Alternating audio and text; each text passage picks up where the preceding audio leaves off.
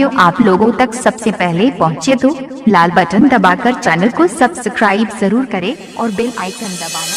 DJ Mukesh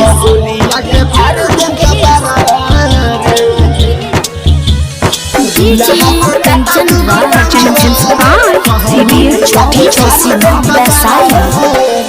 दूल्हा के काटब दूगो टंगवा रे सहबोलिया के फाड़ देम कपड़वा रे।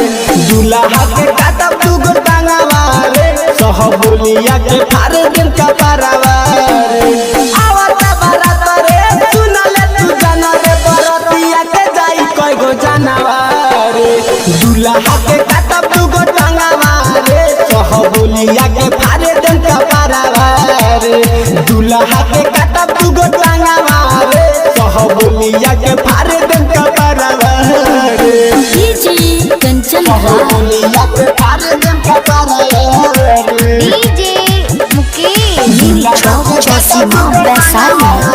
सहबोलिया के फाड़ देम कपड़वा रे। सोची सोची हमारो हता हता फेल रे दुआरा पर तोहरा लागे ना दिन झमेल रे। DJ Mukesh Kakadkola, DJ Mukesh काकड़कोला।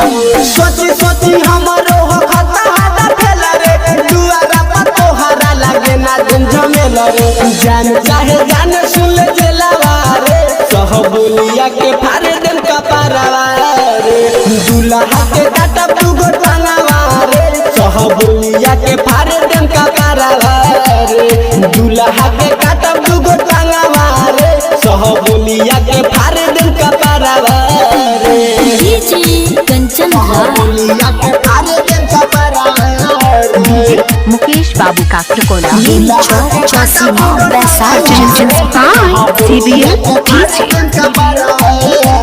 अमिंदर दीवाना कहता रे सही जिया लड़का में सवसी कम नहीं सही। अमिंदर दीवाना कहता रे सही जिया लड़का में सवसी कम नहीं सही। जाना दे हम दोसरा के घरवा रे सहबोलिया के फाड़ देम कपड़वा रे। दूल्हा के काटब दूगो टंगवा रे सहबोलिया के फाड़ देम कपड़वा रे। दूल्हा के काटब दूगो टंगवा रे सहबोलिया के फाड़ देम कपड़वा रे।